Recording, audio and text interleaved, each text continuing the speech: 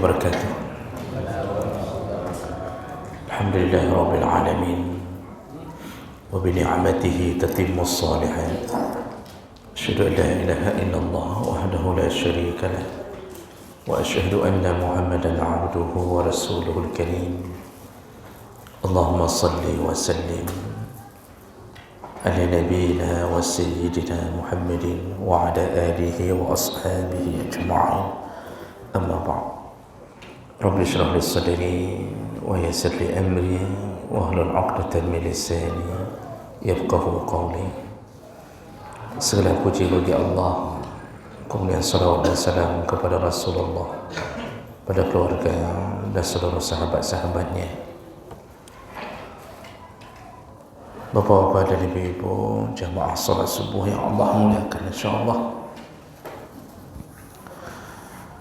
Di pertemuan kita yang lalu, kita sudah membahas tentang keadaan makmum. Dalam mazhab Syafi'i, makmum itu dibagi menjadi dua jenis, yaitu makmum yang pertama disebut muwafiq dan makmum yang kedua disebut masbuq. Muwafiq yang dia datang dan masih banyak kesempatan untuk membaca Al-Fatihah, atau bahkan dia datang dan dapat takbiratul ihram bersama imam, itu disebut muwafiq. Yang tipe muwafiq ini, kalau seandainya dia terlambat membaca bacaannya selama tidak melebihi 3 rukun fi'li, maka tidak mengapa, lebih terlambat daripada imam. Jadi imam sudah sampai di tempat sujud, dia masih membaca Al-Fatihah, masih dibolehkan, tapi tidak boleh dan bisa batal solat kalau imam bangkit dari sujud. Tipe kedua disebut masbuq, iaitu definisi masbuq orang-orang yang datang dan ketika dia datang sudah tidak banyak kesempatan untuk membaca Al-Fatihah. Itu definisi masbuq, itu yang datang dan tidak banyak kesempatan untuk membaca Al-Fatihah. Maka dia dibolehkan meninggalkan Al-Fatihahnya, dia tinggalkan bacaan-bacaan sunnah. Kalau imamnya rukuk, maka dia segera rukuk untuk mendapatkan rakaat.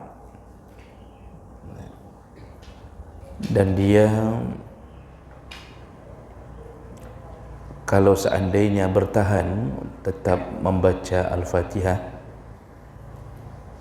tidak ikut rukuk bersama imam, maka yang boleh berselang dengan imam hanya 2 rukun fi'li. Imam rukuk, dia masih baca Al-Fatihah. Imam i'tidal, dia masih baca Al-Fatihah. Begitu imam mau turun dari i'tidal ke sujud, batallah salat si masbuq kalau tidak ikut imam. Batal, bukan batal jamaah, batal salat. Makanya makmum yang bernama masbuq ini ya paling bagus ambil saja jalan paling simple, segera rukuk untuk mendapatkan rukuk bersama imam. Dan yang disebut mendapatkan rukuk yaitu rukuk yang tumak ninah. Rukuk yang tumak ninah baru disebut dapat rakaat. Kalau dia rukuk, imam bangkit dari rukuk, tidak dapat, tidak dapat rakaat. Baik, itu sekedar mengingatkan ulang apa yang kita pelajari di minggu yang lalu. Berikutnya kita masuk ke judul berikutnya, yaitu al-umur al-mushtarikah bainal imam wal ma'mum. Berikut ini kita akan belajar dan membahas tentang perkara-perkara yang bersyarikat antara imam dan makmum. Jadi kita sudah pelajari di belakang tentang imam saja, kriteria imam, imam yang makruh untuk jadi imam, perbuatan yang makruh, itu sudah kita pelajari di pertama. Kemudian kita belajar masalah makmum. Dan mulai subuh hari ini kita akan belajar yaitu perkara-perkara yang bersyarikat antara imam dan makmum. Apa saja? Yang pertama dibahas tentang syurutul iqtida' bil imam. Kapan kita ini baru sah disebut berjamaah bersama imam. Jadi kapan satu kelompok salat sah disebut berjamaah? Syaratnya apa saja? Yang pertama, niyatul mu'tim al-iqtida' bi'ittifaqil mazahib. Sepakat semua mazhab, syarat pertama baru disebut berjamaah atau berimam, iaitu makmum wajib berniat mengikuti imam. Makmum wajib berniat mengikuti imam. Ay yanwil ma'mum ma'a takbiratil ihram al-iqtida' awil jama'ah awil ma'mumiyah. Maksudnya yaitu seorang makmum harus berniat mengikuti imam, baik dari mulai takbiratul ihram ataupun bagi yang masbuk, tetap harus berniat mengikuti imam. Falau taraka hazihi niyyah aw ma'a syakki fiha, kalau seseorang salat dalam berjamaah dan tidak berniat mengikuti imam, atau ragu-ragu, maksudnya ikut atau tidak, sehingga dia takbiratul ihram tanpa ada ketetapan mau ikut imam atau tidak, Nah, batalat salatul muqtadi. Kalau tidak ada niat mengikuti imam atau ada keraguan-raguan ikut atau tidak, maka batallah salat si makmum. Batal salat si makmum. Wala yajibu ta'yin al-imam bi ismih. Nah, jadi itu dulu yang paling penting tadi, bahawa kita ni kalau mau disebut berjamaah harus ada niat mengikuti imam. Itu berdasarkan hadis Nabi, innamal a'malu binniyat. Itu standaran hadisnya. Semua pekerjaan itu digantungkan pada niat. Semua pekerjaan digantungkan pada niat. Walikulli imri'in ma nawa. Setiap seseorang mendapatkan apa yang dia niatkan. Makanya niat itu tetap menjadi syarat dan rukun sahnya salat.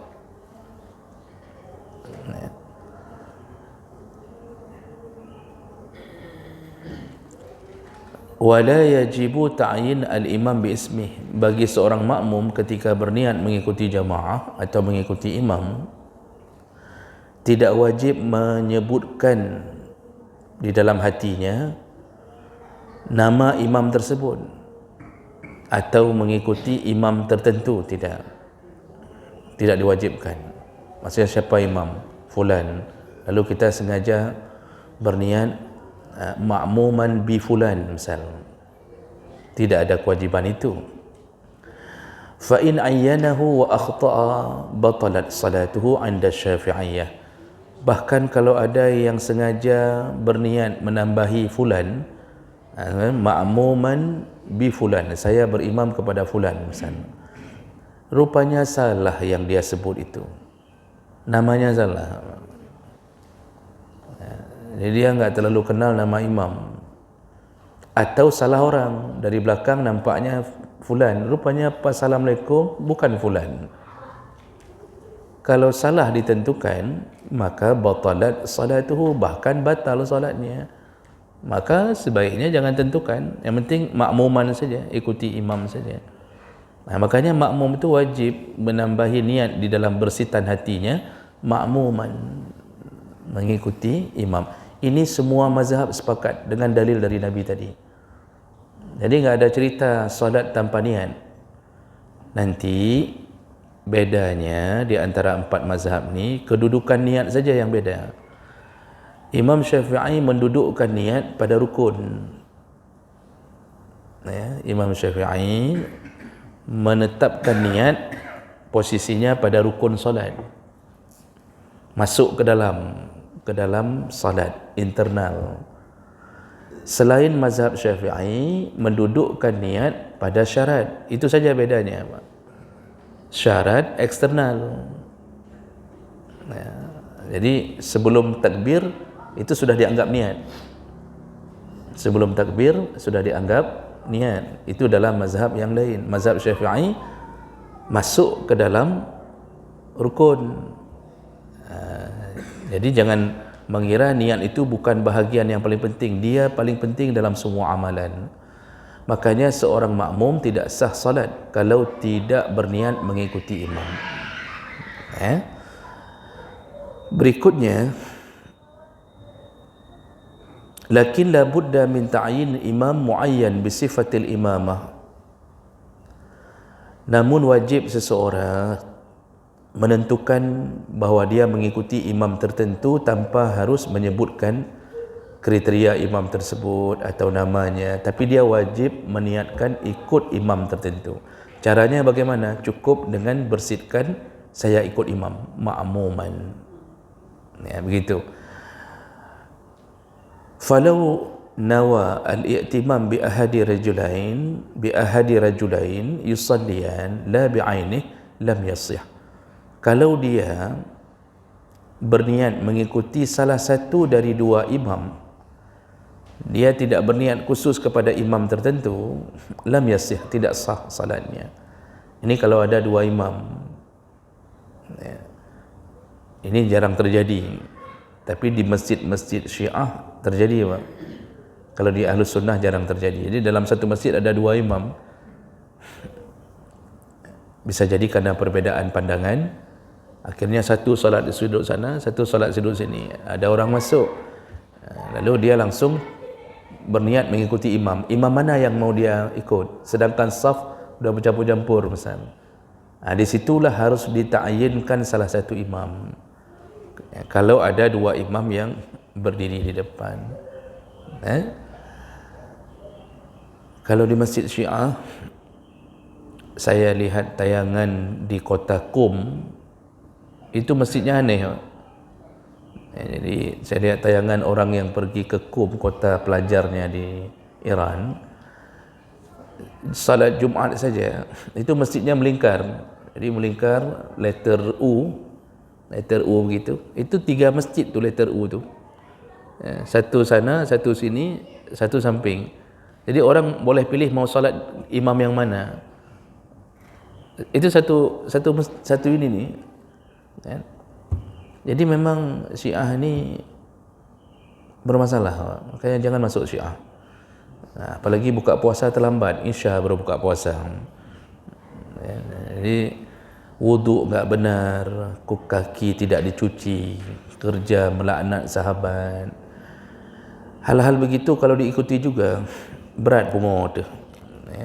Jadi oleh kerana itu, kalau ada dua imam yang berdiri dalam satu tempat, itu baru boleh dita'ayinkan imam yang mana. Lalu berikutnya, kapan niat itu dibersihkan? Wa syartun niyah an takuna muqaranatan litahrimah 'inda Syafi'iyah. Menurut mazhab Syafi'i, niat itu muqaranah litahrimah, iaitu dibersihkan ketika bersamaan dengan takbiratul ihram. Saya pernah mengisi pengajian di satu tempat. Begitu saya berikan informasi, niat itu menurut mazhab Syafi'i itu muqaranah bitahrim, iaitu bersamaan, berbarengan dengan takbiratul ihram. Jadi ada satu jamaah, entah kurang pengajian atau karena terlalu fanatik atau cuma berguru ke satu guru, langsung dia bilang, ya bagaimana orang berniat sambil takbir? Kayak mana berniat sambil takbir? Mana mungkin, katanya. Saya tanya, bagaimana tidak mungkin? Niat itu kan bukan di mulut. Enggak sah kalau niat di mulut. Niat itu mauqi'uhu fil qalb. Niat itu di hati. Apa yang tidak mungkin? Mulut takbir Allah, hati membersihkan.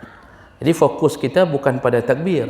Takbir itu kan cukup kerja mulut, itu kerja lisan. Fokus kita pada niat. Ini biarkan langsung mulut main. Allah, dalam hati niat. Apa yang tidak mungkin? Mungkin beliau ini kurang informasi bahawa niat itu adalah pekerjaan hati, bukan pekerjaan mulut. Kalau kita mencampurkan antara takbir dengan niat di mulut, itu tidak sah solat, batal. Allah, tapi mulut komat kamit berikutnya, hilang suara takbir. Allah salli faradal abar, misalnya mengkamal jampu-jampu antara niat dengan takbir, tidak sah, langsung tidak sah.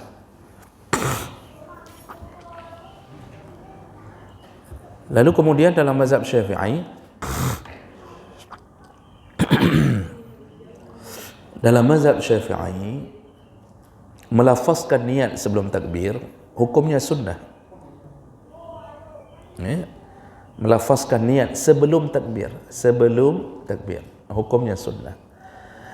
Imam Nawawi menegaskan dalam kitab Majmu' Syarah Muhazzab Minhajut Talibin, dan seluruh pengikut ulama-ulama mazhab Syafi'i menyatakan melafazkan niat sebelum takbir sunnah. Jadi sebelum takbir ini berdiri lalu terucap di mulut usalli fardhas subhi, begitu dan seterusnya, itu sunnah, bukan bid'ah ya. Tapi itu tidak dianggap niat. Jadi untuk apa juga itu? Liyusa'idal lisan al-qalba, agar lafaz itu membantu hati ketika takbir. Jadi yang mengandalkan niat sebelum takbir itu tidak sah salat. Jadi dengan berdiri lalu usalli fardhu subhi raka'atan, Allahu akbar, kalau dia mengikuti mazhab Syafi'i tidak sah salat,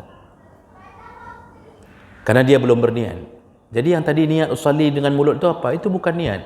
Itu untuk membantu hati agar mudah atau lancar berniat. Jadi kalau bahasa kita gladi resik, yang gladi kan, berdiri dulu usalli. Nah, tidak ada satu mazhab dari Syafi'i pun, tidak ada satu ulama dari mazhab Syafi'i pun yang menyatakan boleh begitu cara berniat, enggak. Cuma dicatat sunnah agar nanti backmura waktu Allah jangan lagi salah-salah. Jadi ini yang disunnahkan. Jadi kalau dalam mazhab Syafi'i niat itu berbarengan dengan takbir, itu niat. Sambil takbir sambil berniat. Kenapa ada orang mengulang-ulang tangannya, berulang-ulang enggak masuk-masuk? Allah.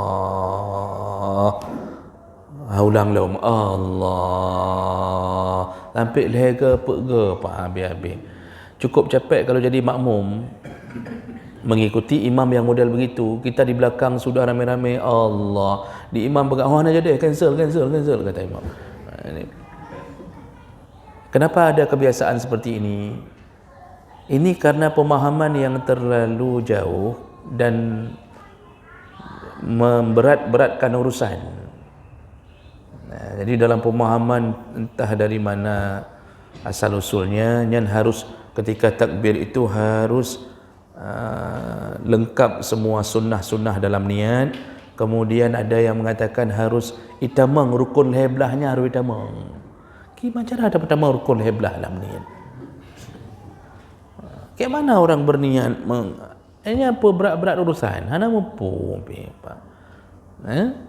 Jadi padahal kalau kita baca kitab Syafi'i, mazhab Syafi'i pun menyatakan niat itu hanya 3 rukunnya. Qasad, ta'rid dan ta'yin. Qasad itu menyengajakan mau apa? Mau puasa apa mau solat?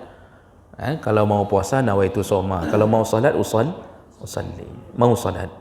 Kan enggak mungkin orang Allah nawaitu soma gadin Allah. Tak mungkin. Yang qasad kan. Ta'rid apa? Ta'rid itu solat apa? Ta'rid itu memaparkan bahasa Arabnya al-arad. Salat apa? Oh, salat duhur. Sebutkan usalli fardat duhri. Karena salat ada 5, kecuali salat 1, maka enggak perlu ditakyinkan. Tapi karena salat itu ada 5, maka kita melakukannya dengan cara memberi ketegasan salat fardu duhur, begitu. Kemudian qasad, ta'rid dan ta'yin. Ta'yin itu ini salat ada atau salat qada. Ini adaan apa qadaan ni?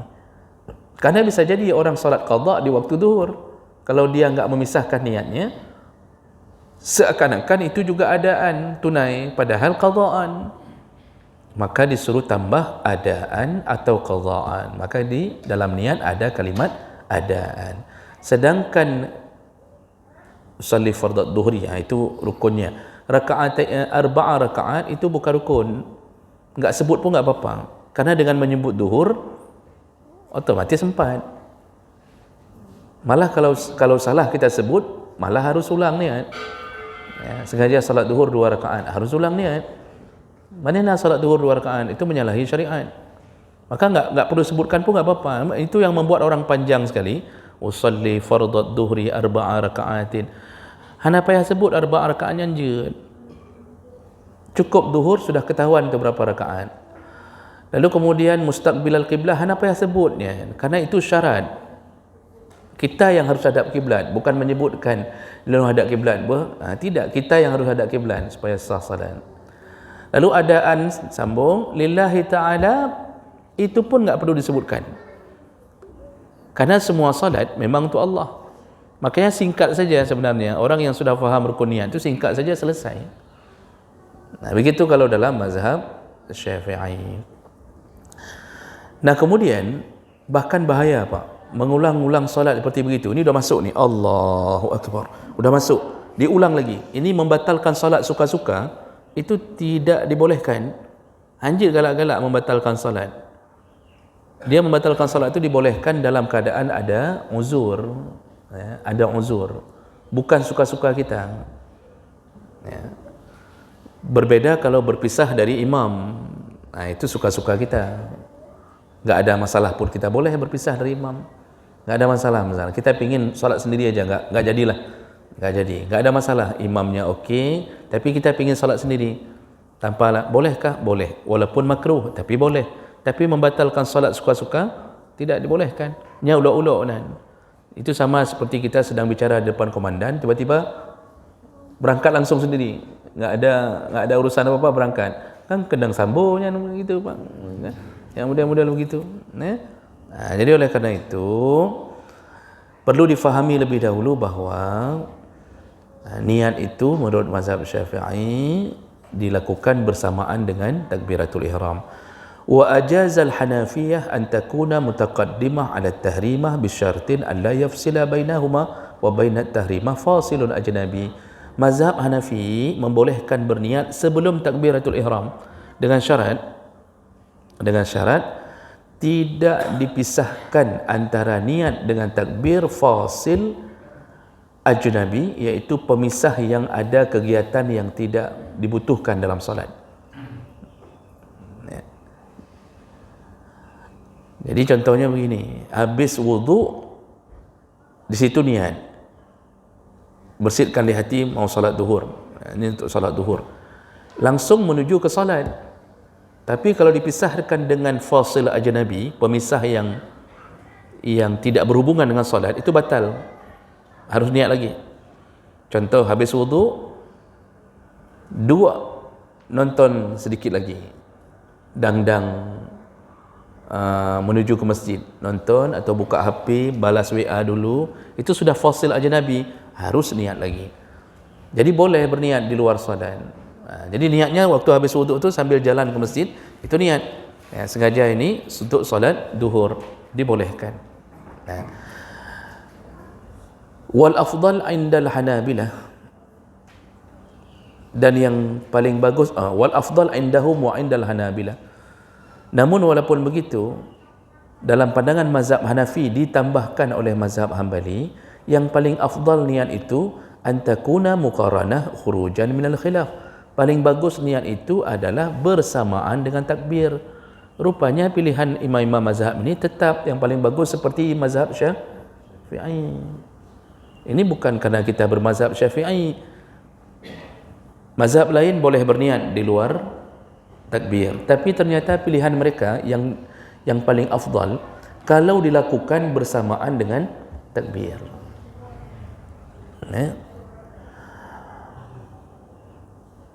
واشترط المالكية المقارنة للتحريمة أو قبلها بزمن يسير. Ternyata mazhab Malik pun mengatakan bahawa niat yang paling bagus itu bersamaan dengan takbir atau sedikit sebelum takbir.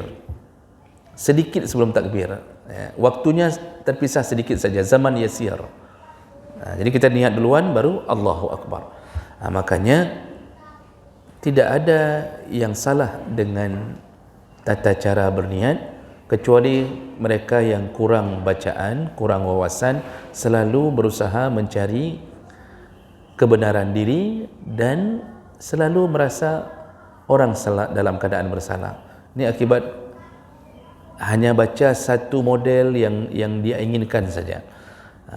Jadi kalau begitu, syarat berjamaah, kalau mau disebut berjamaah, si makmum wajib berniat makmuman, wajib. Nah, bagaimana dengan imam? Amma niyatul imam, al-imamah, imam, fala tushtaratu indal jumhur ghairal hanabilah. Menurut jumhur ulama, imam itu enggak disyaratkan berniat menjadi imam. Bal tustahabbu, hanya sunnah saja.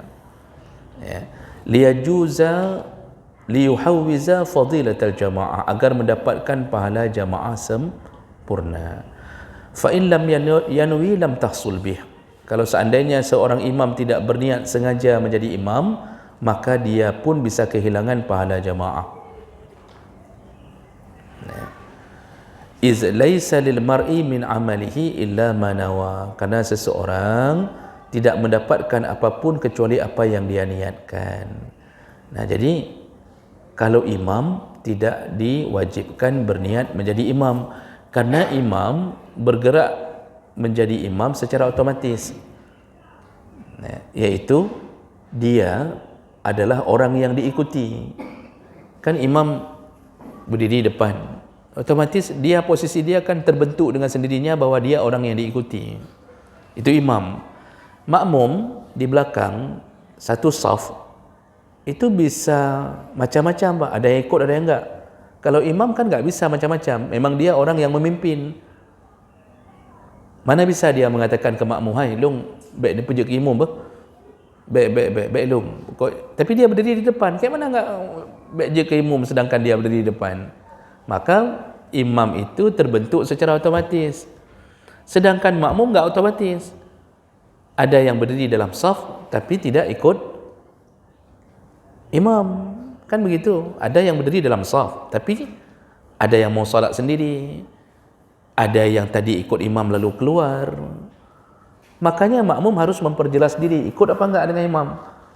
Kalau enggak ikut berarti kehilangan jamaah. Nah, imam terbentuk dengan sendiri, makanya imam tidak diwajibkan berniat menjadi imam, namun disunnahkan untuk mendapatkan kesempurnaan pahala berjamaah. Sehingga kalau imam enggak berniat menjadi imam, otomatis dia kehilangan paket jamaah juga. Walaupun salatnya tetap dianggap berjamaah, tapi bagi dia belum tentu dapat pahala jamaah kalau sengaja enggak niat jadi imam. Jadi seperti paket kehilangan ulai. Nah, ini syarat pertama untuk mendapatkan pahala, mendapatkan jamaah, bukan pahala berjamaah saja, untuk mendapatkan bahawa salat kita dianggap berjamaah, wajib berniat mengikuti imam. Baik, kemudian yang kedua dan terakhir untuk subuh hari ini, jadi itu syarat pertama Pak tadi. Syarat kedua, ittihad salatail al-imam wal ma'mum. Disebut berjamaah ketika ada kesamaan antara salat imam dan makmum. Ada kesamaan atau keseragaman antara salat imam dan makmum, baru disebut berjamaah. Namun yang dimaksud dengan kesamaan ini di sisi imam-imam mazhab punya banyak pandangan. Lil fuqaha ara'un fi tahdid hadhihi al-ittihad. Ada beberapa pandangan untuk menyebut kesamaan yang dimaksud sebagai syarat disebut berjamaah. Nah, apa saja? Kalau menurut mazhab Hanafi, yang disebut kesamaan antara imam dan makmum adalah al-ittihad ayyumkinahu ad-dukhul fi salatin bi niyati salatil imam fatakunu salatul imam mutadamminah li salatil muqtadi fala yusalli al-muftarid khalfal muntafil. Menurut mazhab Hanafi, yang disebut kesamaan adalah seorang makmum ketika salat itu harus sama niat dengan salatnya imam. Imam salat apa, maka makmum harus seragam dengan salat yang sedang dilakukan oleh imam. Ini menurut mazhab Hanafi ni. Ini jangan bawa pulang setelah pengajian, oh menan lah mazhab Syafi'i rupanya harus sama yang baru sah. Makanya mazhab Hanafi mengatakan tidak boleh seorang makmum salat di belakang imam, tidak boleh seorang makmum yang salat wajib di belakang imam yang salat sunnah. Ini dalam pandangan mazhab Hanafi, Pak. Ini sekadar mengembangkan wawasan. Tapi baiknya puangnya, nanti jangan pulang lalu mengatakan rupanya salah kita selama ni. Rupanya kita ni enggak boleh salat di belakang imam kalau berbeza jenis salatnya. Ini menurut pandangan mazhab Hanafi. Itu dan Syafi'i la ilam. Jadi mazhab Hanafi menegaskan harus sama. Kalau salat wajib dengan salat wajib, kalau salat sunnah dengan salat sunnah. Tak boleh makmum yang salat sunnah ikut imam yang salat wajib. Tidak boleh imam yang salat makmum yang salat wajib ikut imam yang salat sunnah. Tak boleh. Nah, ini dalam mazhab Hanafi. Dalam mazhab Maliki, wa qala al-Malikiyah yushtaratu al-ittihad fi zati as-salah fala yasihu iqtida' bi salati dhuhur khalfa asar. Mazhab Maliki lebih dahsyat lagi. Harus salat itu, jenis salat itu harus sama, baru disebut berjamaah. Contoh, tidak sah seorang makmum yang salat duhur salat di belakang imam yang salat asar. Jadi harus sama-sama duhur, harus sama-sama asar. Fi sifati salah adaan wa qadaan, baik salat itu ada maupun qada, itu harus sama dengan apa yang sedang dilakukan oleh imam. Sampai ke jenis salat itu harus sama, baru sah disebut berjamaah.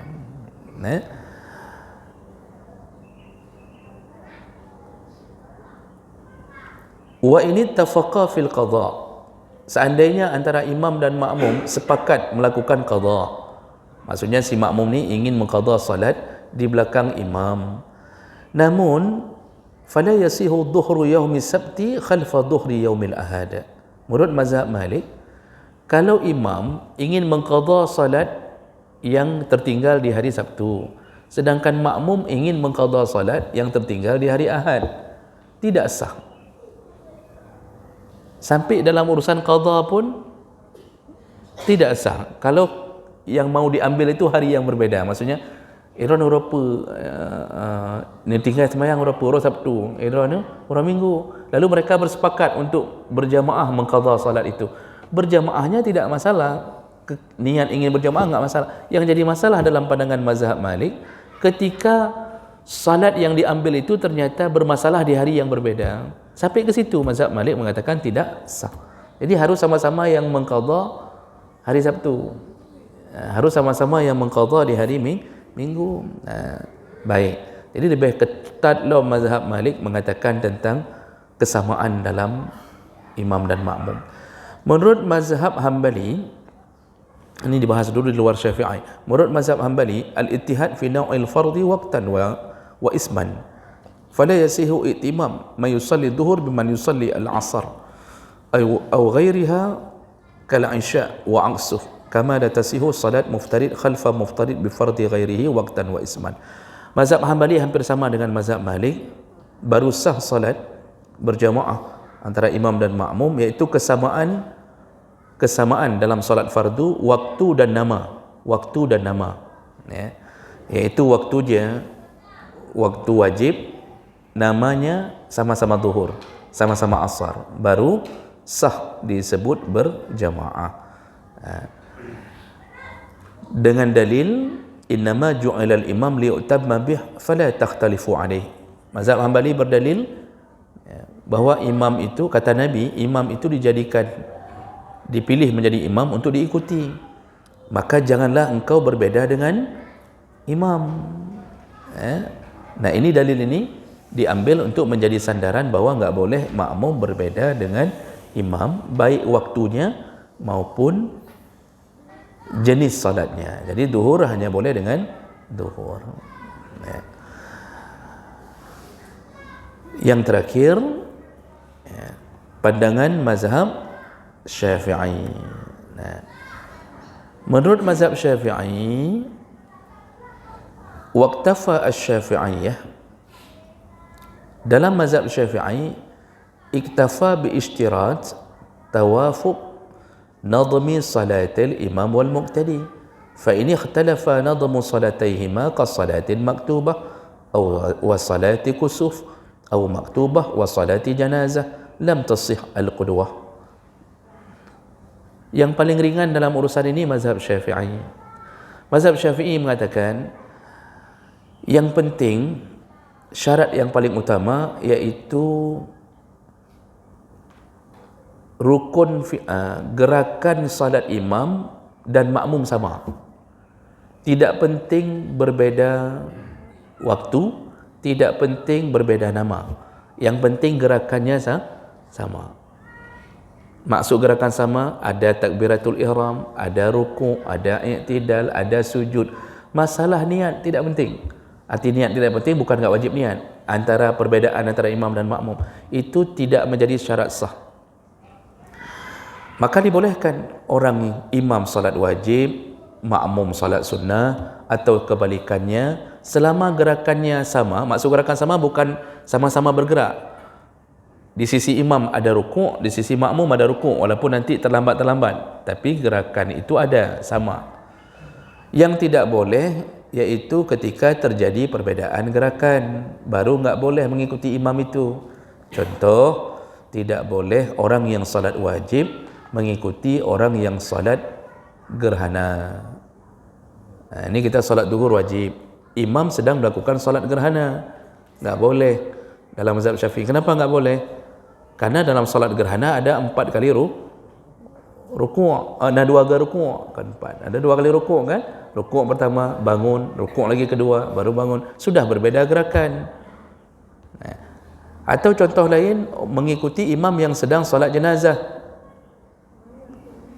Kita salat zuhur, imam salat jenazah. Imam enggak ada rukuk, imam enggak ada sujud. Kita ikut di belakangnya.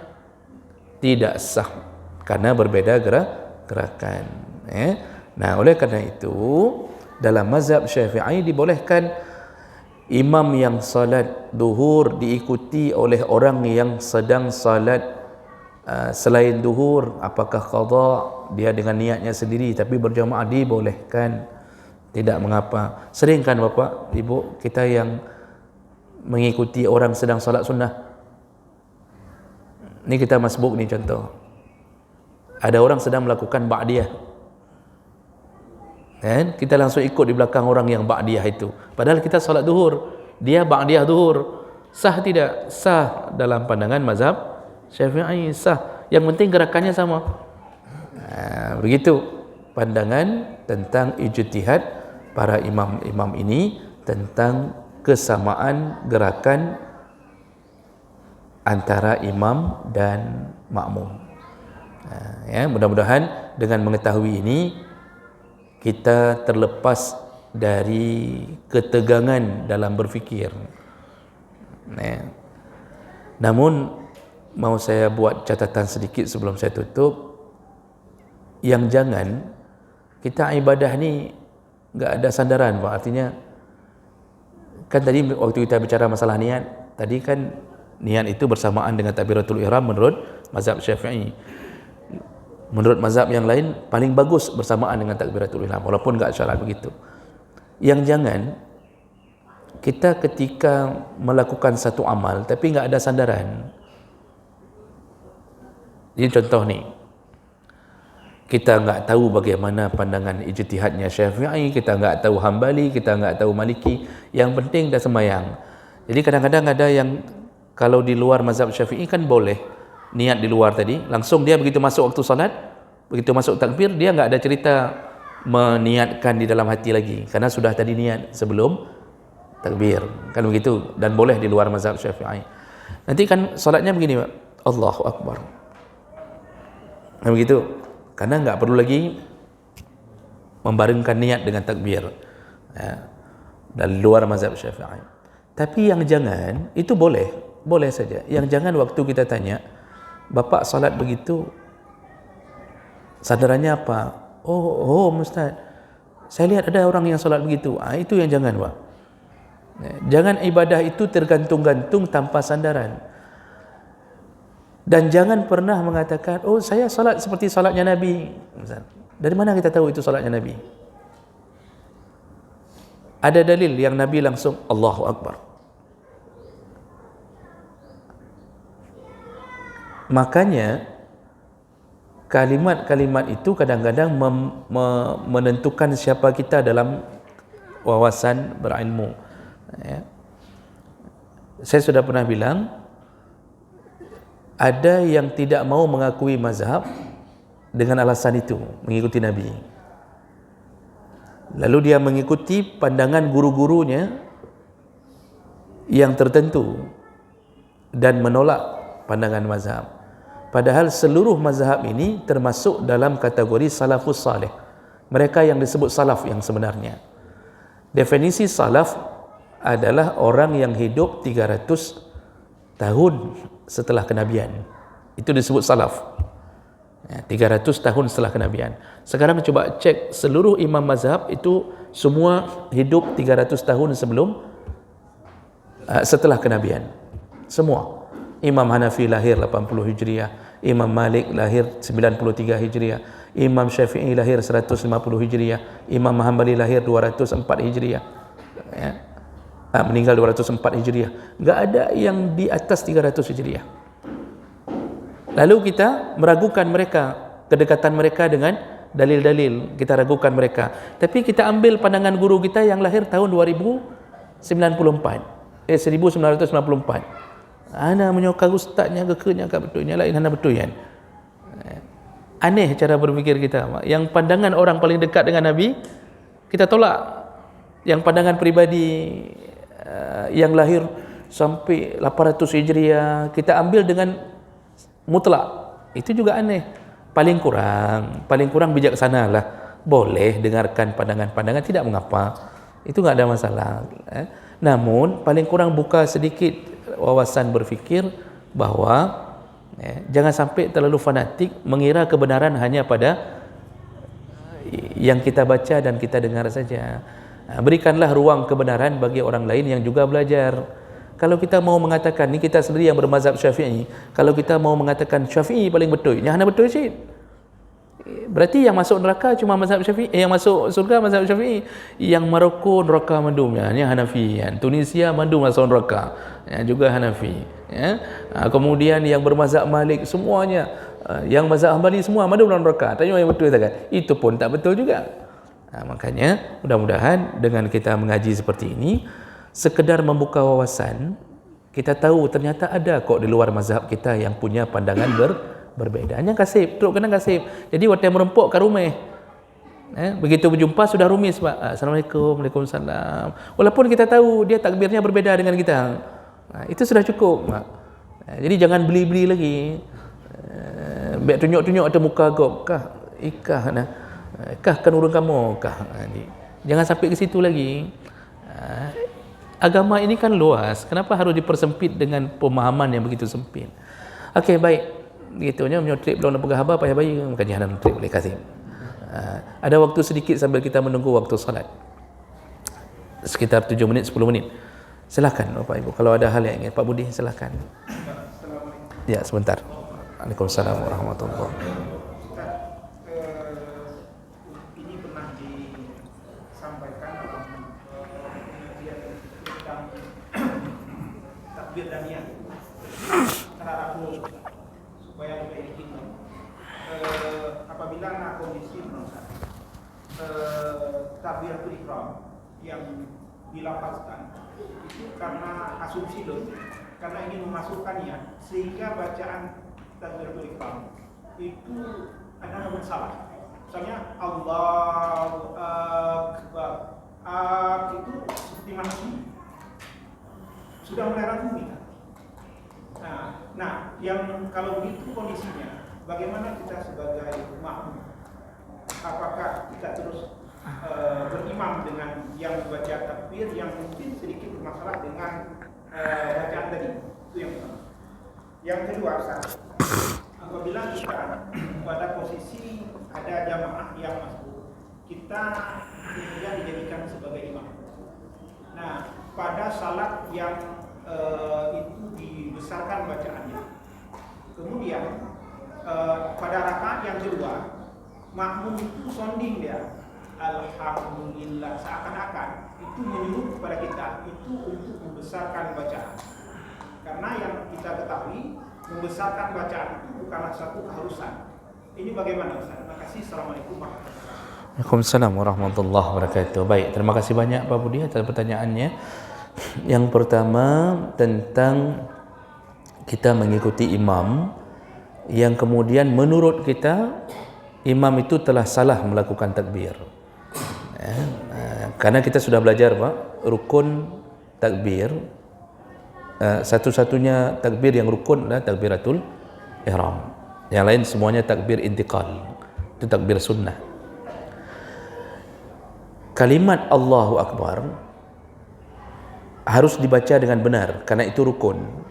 Tidak boleh melakukan istifham, menimbulkan tanda tanya pada kalimat takbir. Kalimat yang benar Allahu Akbar. Itu yang benar. Begitu A dipanjangkan pertama Allahu Akbar, maka A tersebut bermakna 2A. Kalau sudah muncul 2A dalam bahasa Arab itu huruf istifham, ya. Sehingga akan menimbulkan makna apakah Allah itu maha besar atau akbarnya yang kita panjangkan Allahu itu sama tu. Apakah Allah betul maha besar? Karena A itu tanda tanya itu. Apakah artinya? Kalau kita makmum mendengarkan imam begitu, karena rukun imam salah, kita yang di belakang harus mufarakah. Sama seperti posisi imam salah baca Al-Fatihah. Harus mufarakah. Jadi nggak boleh mengikuti imam kalau sudah masuk. Tapi kan ceritanya takbir kita belum masuk. Kalau belum masuk ya nggak usah ikut imam. Kalau kita yakin supir sudah salah. Tapi jangan berlanjut setelah solat, maka kita wajib mengingatkan imam. Rupanya tipe imam tipe nggak bisa diingatkan. Asal kata peringat, kau bengih ke? Nanti ngambek ada seminggu hanya ajak-ajak salah lagi. Itu yang model begitu, maka pihak panitia pengurus musalla itu harus memanggil dan menyuruh imam untuk belajar lebih dalam tentang masalah itu.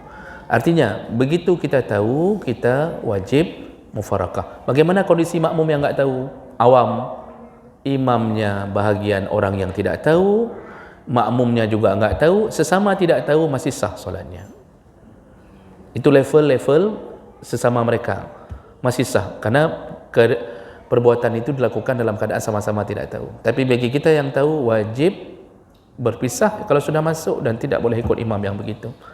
Ini sudah tahu imam bacaannya salah Al-Fatihah, kita ikut, tak sah. Bagi kita yang faham, tidak sah. Nah, kira-kira begitu yang pertama. Yang kedua, apa tadi yang kedua? Bagaimana ada dua? Kita dijadikan sebagai imam, sedangkan di waktu jahar, lalu kita diberi kode oleh makmum untuk menjaharkan, padahal kita tadi salat dengan keyakinan bukan jahar, misal contoh. Masalah menjaharkan suara bukan termasuk rukun, itu termasuk salah satu sunnah salat di waktu jahar. Tidak menjaharkan pun tidak mengapa, namun di waktu jahar kalau tidak jahar makruh. Menjaharkan bukan di waktu jahar pun makruh. Jadi mensirkan di waktu jahar makruh, menjaharkan di waktu sir makruh. Tapi tidak merusak solat.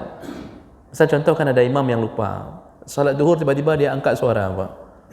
Apakah kita mufarakah? Tidak perlu. Dia hanya melakukan perbuatan makruh. Perlukah sujud sahwi? Enggak perlu, karena itu bukan bahagian daripada sunnah abad yang perlu disujud sahwi. Jadi bagaimana? Ya paham-paham aja lah. Nanti habis salat, tapi ingat imam sambil tamayang, ini mentang lehu kalau maghrib. Begitu-begitu saja. Mungkin imam lupa, itu tidak berpengaruh, Pak. Jadi kalau makmum tadi memberi kode untuk kita jaharkan, maka kita tidak wajib mengikuti keinginan makmum. Tidak wajib. Kita salat saja seperti biasa. Nah, ini dibolehkan. Artinya kalau terjadi isyarat tertentu dari makmum, tidak wajib mengikuti keinginan makmum. Kita salat saja seperti biasa. Tapi kalau kita sedang salat wajib yang jahar dan diingatkan karena kelupaan kita, itu harus rubah. Tadi kan ceritanya itu ada terjadi perbedaan keyakinan atau pandangan dalam urusan itu, tidak mengapa. Bukan pada urusan rukun tidak mengapa. Ya. Baik, kira-kira begitu. Ada lain?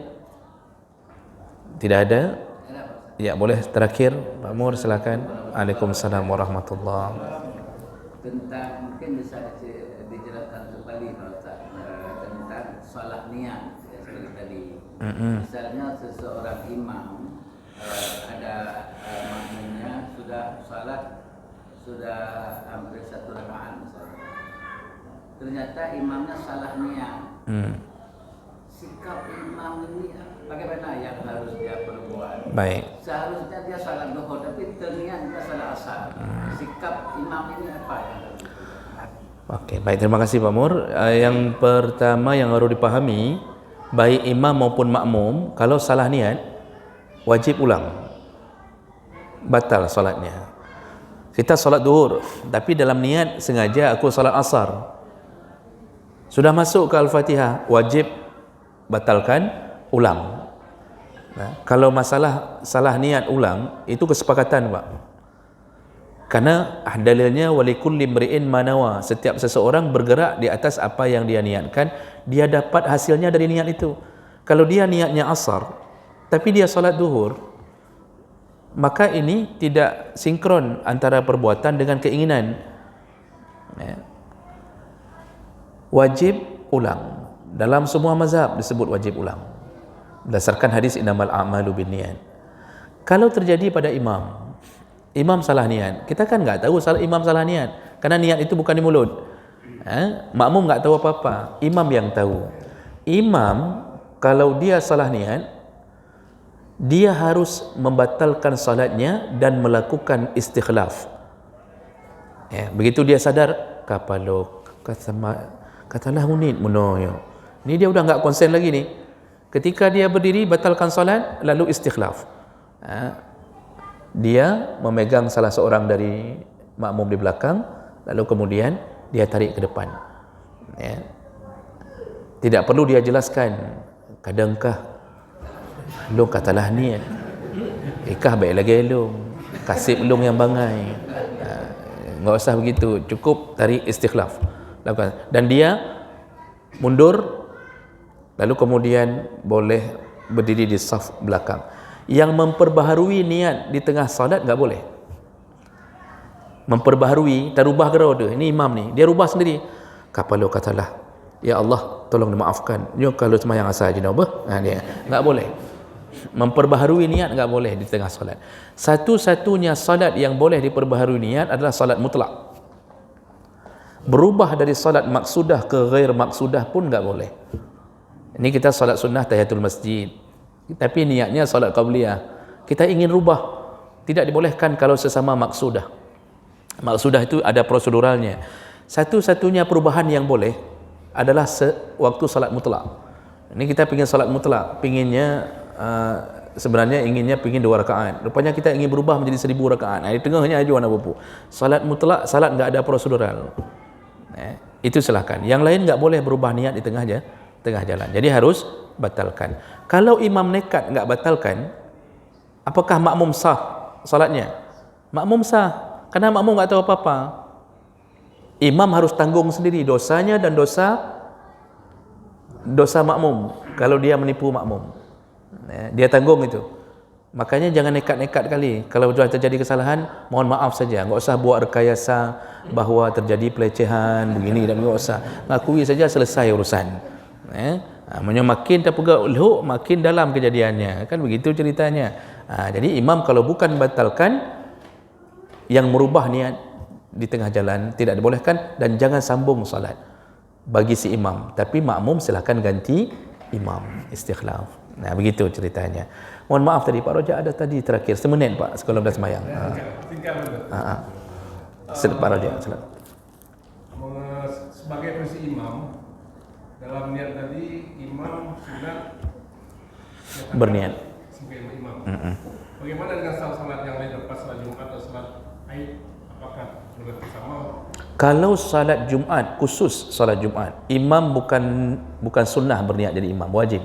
Karena dia termasuk hitungan dari 40 yang harus dijadikan sebagai syarat sah Jumat.